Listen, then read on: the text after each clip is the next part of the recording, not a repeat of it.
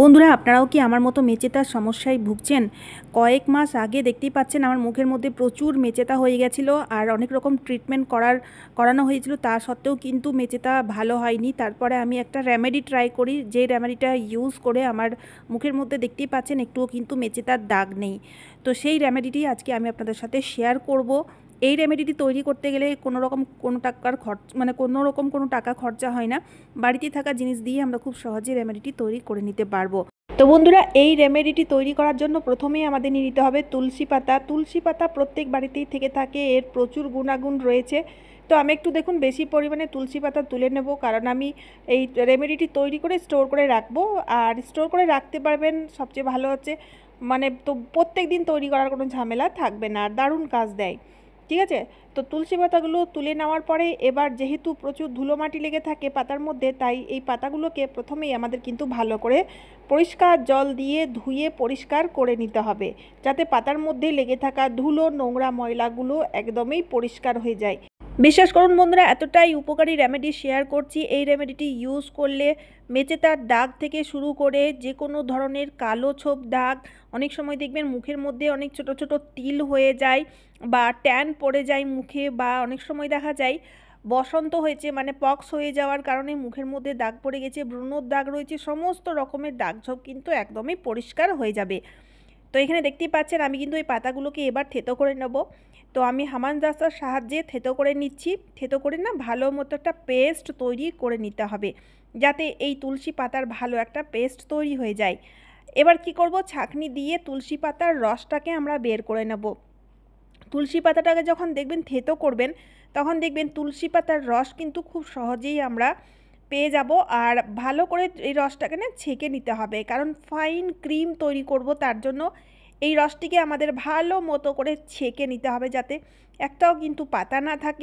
আর এই রেমেডিটি তৈরি করতে বেশি কিছু জিনিসের প্রয়োজন পড়ে না। যতগুলো জিনিস আমরা ইউজ করব প্রত্যেকটি জিনিসই কিন্তু আমরা আমাদের বাড়িতেই খুব সহজেই পেয়ে যাব। আর যেহেতু ন্যাচারাল রেমেডি, তাই কোনো রকম কোনো সাইড এফেক্ট হবে না। আর হ্যাঁ বন্ধুরা, এই ক্রিমটি ইউজ করলে আপনাদের যদি কোনো রকম ব্রণ থাকে বা পিম্পলের মতো সমস্যা দেখা দিচ্ছে, সেগুলোও কিন্তু ঠিক হয়ে যাবে খুবই সহজে। তো এখানে দেখতেই পাচ্ছেন আমি কিন্তু রসটাকে ছেঁকে বের করে নিয়েছি। এবার দুটো বাটিতে কিন্তু আমি রসটাকে দুভাগ করে নিয়েছি। একটা বাটিতে আমি 2 চামচ রস বের করে নিয়েছি, আর একটা বাটিতে একটু বেশি পরিমাণের রস রয়েছে। এবার কি করব, যে 2 চামচ রস নিয়েছি তার মধ্যে অল্প একটু মধু মিশিয়ে দিচ্ছি। যদি ন্যাচারাল মধু হয় তাহলে খুবই ভালো কথা, কারণ বন্ধুরা এই মধু আমাদের স্কিনের জন্য খুবই উপকারী একটা উপকরণ। মধু আমাদের স্কিনের টেক্সচারটাকেই চেঞ্জ করে দেয়। আপনাদের মুখ একদম সফট নরম তুলতুলে হয়ে যাবে, কোনো রকম কোনো ময়শ্চারাইজার ইউজ করার প্রয়োজন পড়বে না। তবে মধুটি ভালো করে মিশিয়ে দিতে হবে এই রসের সাথে। এরপরে যে ইনগ্রিডিয়েন্টটা আমরা নেব সেটা হচ্ছে অ্যালোভেরা জেল। যদি ফ্রেশ অ্যালোভেরা জেল রয়েছে তাহলে সেটাও নিতে পারেন, বা টিউব অ্যালোভেরা জেল রয়েছে সেটাও নিতে পারেন। আমি এখানে টিউব অ্যালোভেরা জেলের ইউজ করছি। প্রথমে আমি 1/2 চামচ মতো জেল নিয়েছিলাম, এতে কিন্তু হয়নি, আরও আমাকে একটু জেল নিতে হয়েছিল, অ্যাড করতে হয়েছিল। তো আরেকটু জেল নিয়ে ভালো করে মিশিয়ে নিচ্ছি। ভালো করে ফেটাতে ফেটাতে দেখবেন এর কনসিস্টেন্সিটা একদম ঠিক হয়ে যাবে, ক্রিমি টেক্সচারে এসে যাবে। খুব ভালো করে অনেকক্ষণ পর্যন্ত ফেটাতে হবে, তবে গিয়ে এই টেক্সচারটা আপনারা পাবেন। তো এই যে দেখতেই পাচ্ছেন বন্ধুরা, কত সুন্দর মতো ক্রিমের মতো তৈরি হয়ে গেল, একদম ন্যাচারাল ক্রিম। স্টোর করে রাখুন আর দীর্ঘদিন ইউজ করুন, একদমই খারাপ হবে না, খুব ভালো রেজাল্ট পাওয়া যায়। আমি একটু হাতে আপনাদের লাগিয়ে দেখাচ্ছি, দেখুন কত সুন্দর একদম গ্লেজি চকচকে হয়ে যাচ্ছে স্কিনটা। তো কিভাবে লাগাতে হবে সেটাও কিন্তু জানা দরকার। তো এখানে ক্রিমটি আমি তৈরি করে নিয়েছি। এবার অন্য বাটিতে যে অল্প একটু রস আলাদা করে রেখেছিলাম, সেটা কি করব, একটা গ্লাসের মধ্যে আমি ঢেলে নিচ্ছি। গ্লাসটি কিন্তু আমি কাচের নিয়েছি, গ্লাস না নিলেও হবে, যে কোনো কিন্তু কাচের পাত্র নিতে হবে, ঠিক আছে। এবার দেখুন বন্ধুরা কিভাবে কি ইউজ করতে হবে। আর এই যে ক্রিমটি আপনারা ফ্রিজে রাখবেন না, বাইরেই রাখবেন স্টোর করে। আর এই তুলসী পাতার যে রসটি রয়েছে সেটাকে যদি আপনারা মনে করেন যে স্টোর করে রাখবেন, তাহলে অবশ্যই কাচের পাত্রের ইউজ নেবেন। তো চলুন বন্ধুরা, এবার আমরা কিভাবে অ্যাপ্লাই করব, কিভাবে অ্যাপ্লাই করতে হবে সেটা কিন্তু দেখে নিই। তো প্রথমেই আমাদের যেটা করতে হবে, মুখটাকে ভালো করে মুখের ডিপ ক্লিনিং করতে হবে। আর মুখের ডিপ ক্লিনিং করার জন্য অবশ্যই সবসময় আপনারা দুধের ইউজ করবেন। কাঁচা দুধ হলে তো খুব ভালোই হয়, যদি না থাকে তাহলে ফ্রিজে ঠান্ডা দুধ নিয়ে নেবেন, তুলোর মধ্যে লাগিয়ে ভালো করে মুখটাকে মুছে নেবেন। এতে দেখবেন বন্ধুরা লোমকূপের মধ্যে জমে থাকা নোংরা ময়লাগুলো খুব সহজেই পরিষ্কার হয়ে যায়, খুব সুন্দর মতো মুখটা ডিপ ক্লিনিং হয়ে যায়। দুধের থেকে আর ভালো ক্লিনজার কিছু হতেই পারে না। একদম ন্যাচারাল জিনিস দিয়ে যদি আমরা মুখের পরিচর্যা করতে পারি তাহলে আমরা খুব ভালো উপকার পাই। দেখুন, দেখতেই পাচ্ছেন তুলোটা একদম নোংরা হয়ে গেছে, মানে আমার মুখের মধ্যে এত নোংরা ছিল। আমি মুখটা কিন্তু ফেস ওয়াশ দিয়ে ধুয়েছি সকালবেলায়, তা সত্ত্বেও কিন্তু এত নোংরা লোমকূপের মধ্যে জমেছিল, সেটা কিন্তু একদম ডিপ ক্লিনিং করে পরিষ্কার করে দিলাম।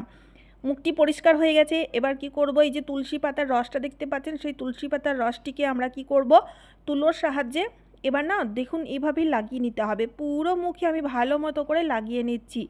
যদি বন্ধুরা আপনাদের মুখের মধ্যে ব্রণ হয়েছে, পিম্পলের সমস্যা দেখা দিচ্ছে, সেক্ষেত্রে এই রসের মধ্যে এক চুটকি মানে 1 চিমটে লবণ মিশিয়ে লাগিয়ে নেবেন, দেখবেন খুব ভালো কাজ দেবে। তো আমি এই রসটিকে ভালো মতো করে মুখের মধ্যে লাগিয়ে নিয়েছি। লাগিয়ে নেওয়ার পরে 10 মিনিট মতো রেখেছি যাতে শুকিয়ে যায়, ভালো মতো করে মুখের মধ্যে অ্যাবজর্ব হয়ে যায়। তো এবার 10 মিনিট পরে যেহেতু মুখটা শুকিয়ে গেছে, জল দিয়ে আমি একদম সিম্পল জল দিয়ে মানে ট্যাপ ওয়াটার দিয়ে মুখটাকে ধুয়েছি। এই সময় কিন্তু ফেস ওয়াশ বা কোনো কিছু ক্রিমের বা সাবানের ইউজ করা যাবে না, ঠিক আছে? শুধুমাত্র সিম্পল জল দিয়ে মুখটাকে ধুয়ে পরিষ্কার করে নিয়েছি। যেই দেখবেন মুখটা পরিষ্কার হয়ে গেছে, এবার আমরা যে ক্রিমটা তৈরি করেছি সেই ক্রিমটা এবার আমাদের ইউজ করতে হবে।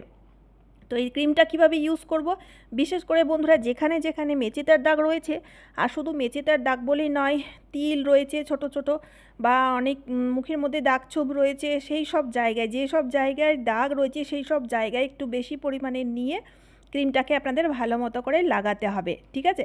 লাগিয়ে দেখবেন বন্ধুরা এত ভালো কাজ দেবে, এত ভালো রেজাল্ট পাবেন, আপনারা নিজেরাই বিশ্বাস করতে পারবেন না। আমি এই ক্রিমটা ইউজ করে আমার ব্রণর দাগ পরিষ্কার করেছি, তারই সাথে সাথে আমার মেচেদের দাগও কিন্তু পরিষ্কার করে ফেলেছি। আমি ভালো যদি রেজাল্ট পাই তাহলে বন্ধুরা আপনারাও পাবেন। অবশ্যই আপনারা কন্টিনিউ ইউজ করবেন, আর প্রত্যেক দিন কিন্তু এই ক্রিমটা ইউজ করতে হবে, তুলসী পাতার রসেরও ইউজ করতে হবে প্রত্যেক দিন, ঠিক আছে? এবার দেখুন বন্ধুরা ক্রিমটিকে ভালো মতো করে দাগে মানে মেচেতার জায়গায় লাগিয়ে এবার না আলতো হাতে মাসাজ করবেন। প্রথম সার্কুলার মোশনে মাসাজটা করতে হবে, তারপরে দেখুন এভাবে হালকা করে আলতো হাতে স্কিনটাকে উপরের দিকে উঠিয়েই মাসাজটি করতে হবে। এতে কী হবে, ব্লাড সার্কুলেশনটা খুব সুন্দর মতো ফাস্ট হয়ে যায়, অ্যাক্টিভ হয়ে যায়, যার ফলে বন্ধুরা মুখের মধ্যে খুব সুন্দর মতো একটা গ্লো আসে, আর তার সাথে সাথে দাগছোপগুলোও খুব সহজেই পরিষ্কার হয়ে যায়। ন্যাচারাল জিনিসের সাথে কোনো তুলনা নেই, আর ন্যাচারাল জিনিস একটু দেরিতে ওয়ার্ক করে থাকে। এমনিতে বাজার চলতি যে ক্রিমগুলো ইউজ করে থাকি সেগুলোতে কেমিক্যাল থাকে, যার ফলে আমরা চটজলদি রেজাল্ট পেয়ে যাই। কিন্তু এই যে ন্যাচারাল জিনিসগুলো ইউজ করবেন, এতে চটজলদি রেজাল্ট না পেলে দীর্ঘদিন পর রেজাল্ট পেলেও আপনারা বন্ধুরা চিরতরে রেজাল্ট পাবেন, আর কোনো রকম কোনো সাইড এফেক্টও ছাড়বে না। তাই অবশ্যই ট্রাই করে দেখবেন। আমি ইউজ করেছি, খুব ভালো রেজাল্ট পেয়েছি, তাই ভাবলাম আমি আপনাদের সাথে রেমেডিটি শেয়ার করি। তো চলুন আজকের মতো এই পর্যন্ত। আশা করছি এই রেমেডিটি আপনাদের খুবই উপকারে আসবে।